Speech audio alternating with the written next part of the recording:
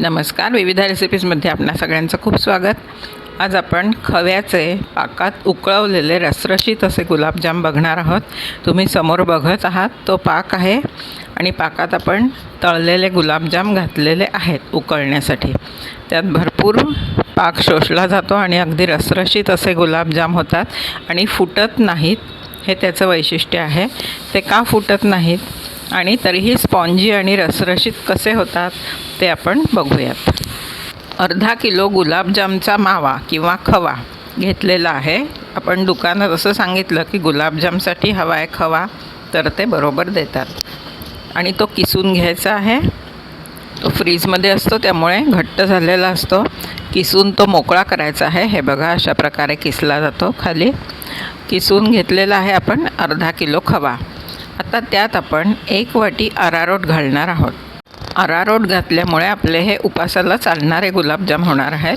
आणि अरारोट जर नसेल संपूर्ण घालायचं तर तुम्ही अर्धी वाटी बारीक रवा आणि अर्धी वाटी अरारोट असंही प्रमाण घेऊ शकता. आणि जर खवा तुम्ही पाव किलो घेतला तर हे प्रमाण ह्याच्या अर्धं करा. म्हणजे नुसतं अरारोट घेतलं तर पाव किलो खव्याला अर्धी वाटी अरारोट तुम्ही घेऊ शकता. आता हे चांगलं मिक्स करून घ्यायचं आहे. आपण सगळं अरारोट एकदम नाही टाकलं आहे, थोडं थोडं मिक्स करत संपूर्ण वाटीभर हळूहळू मिक्स केलेलं आहे खव्यामध्ये. आता हे चांगलं मिक्स झाल्यानंतर गाठी फोडायचा तसा प्रश्न येत नाही कारण आपण किसून घेतलं आहे. तर संपूर्ण मिक्स केल्यानंतर आपण सच्छिद्रपणा येण्यासाठी त्यात अगदी चमच्याच्या टोकावर मावेल इतका खाण्याचा सोडा घालणार आहोत. सोडा घालताना आपल्याला खूप लक्षपूर्वक घालायचा आहे. अजिबात तो जास्त होऊ द्यायचा नाही आहे. कमी झाला तर गुलाबजाम दगडासारखे होतील आणि जास्त झाला तर फुटतील. हे बघा, इतकाच घेतलेला आहे. 2 छोट्या चिमूटभर असा. पाव किलो खवा असेल तर 1 चिमूटभर सोडा आणि अर्धा किलो खवा आहे म्हणून आपण 2 छोट्या चिमूट खवा घेतलेला आहे. पाव वाटी दुधात आपण हे मळून घेणार आहोत. अगदी थोडं थोडं दूध आधी शिंपडायचं आहे आणि मळायचं आहे. एकदम दूध ओतायचं नाही आहे. त्यात हळूहळू मिक्स करायचं आहे.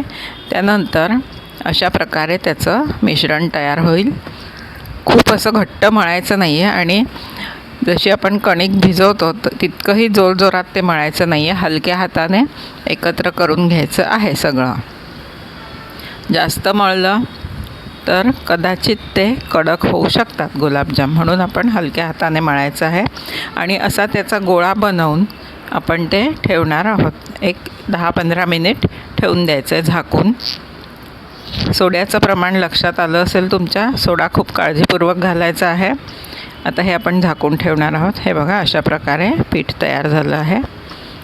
झाकून आपण ठेवलं आहे. त्यानंतर 15 मिनटानंतर ते घेतलेलं आहे आणि त्याचे आता छोटे छोटे गोळे करून घ्यायचे आहेत हातावर. शक्यतो त्या गोळ्यांना चीर पडणार नाही अशा प्रकारे गोल प्लेन असे गोळे करायचे आहेत, नाहीतर ते तळताना भेगा पडतात. म्हणून आपण जेव्हा गोळे बनवतो तेव्हाच त्याला भेगा पडू देऊ नयेत. अगदी प्लेन आणि एकसारख्या आकाराचे असे बनवून घ्यायचे आहेत. हे बघा, अशा प्रकारे सगळे गोळे बनवून घ्यायचे आहेत. गोळे बनवूनसुद्धा आपण ठेवणार आहोत थोडा वेळ. बनवल्यानंतर एक 10 मिनिट ठेवायचे आहेत आणि नंतर आपण ते तळायला घेणार आहोत. कसे सगळीकडनं प्लेन झालेले आहेत बघा. 45 गुलाबजाम झालेले आहेत मोठ्या आकाराचे. आता यात आपण पाक करायला घेणार आहोत. पाक खूप वेळ उकळवणार नाही आहोत. 3 वाट्या साखर घेतलेली आहे आणि त्यात आपण 2 वाट्या पाणी घालणार आहोत. हा पाक आपल्याला घट्ट अजिबात करायचा नाही आहे, पातळ असा पाक करायचा आहे. त्यामुळे यात पाण्याचं प्रमाण थोडं जास्त आहे आणि तो खूप वेळ उकळवायचा देखील नाही आहे. साखर विरघळल्यानंतर 1 उकळी आली की आपण लगेच बंद करणार आहोत. हे बघा, आता आधी साखर विरघळून घेऊयात. तुम्ही जर विविधा रेसिपीजला सबस्क्राईब केलं नसेल तर जरूर सबस्क्राईब करा. रेसिपी आवडली तर लाईक शेअर करा आणि मला कॉमेंट करून कळवा कशी झाली ते. हे बघा, आता साखर विरघळत आलेली आहे. त्यानंतर जरा उकळलं, 1 उकळी आली की खूप वेळ उकळवणार नाही आहोत आपण, कारण आपल्याला गुलाबजाम तळल्यानंतर ते पाकात घालून उकळवायचे आहेत. तेव्हा आपला हा पाक घट्ट होणार आहे. म्हणून आता आपण तो पातळ ठेवणार आहोत. त्यात आता एक 5-6 थेंब रोज इसेन्स टाकलेलं आहे. हे तुम्ही वेलची पूड देखील टाकू शकता किंवा गुलाबजल असेल, गुलाब पाणी, ते टाकू शकता. पाकाला एक उकळी आल्यानंतर आपण पाक उतरवून ठेवला आहे आणि आता आपण कढई ठेवली आहे गुलाबजाम तळण्यासाठी. त्यात तूप घातलेलं आहे आणि तूप तापल्यानंतर अगदी कडकडीत धूर येईपर्यंत तापवायचं नाही आहे. साधारण मध्यम असं तापल्यानंतर आपण त्यात गुलाबजाम सोडायचे आहेत तळण्यासाठी. खूप कडकडीत तुम्ही तूप तापवलं तर गुलाबजाम वरनं काळे होतील आणि आतनं कच्चे राहतील. म्हणून आपल्याला ते मध्यम आचेवरच तळायचे आहेत किंवा नंतर गॅस कमी करून असे तळायचे आहेत. ही अशी कढई उचलून हलवून तळण्याची पद्धत मिठाईवाल्यांची असते. तिथे तुम्ही कधी बघितलं असेल गुलाबजाम तळताना तर ते कालथा वापरत नाहीत.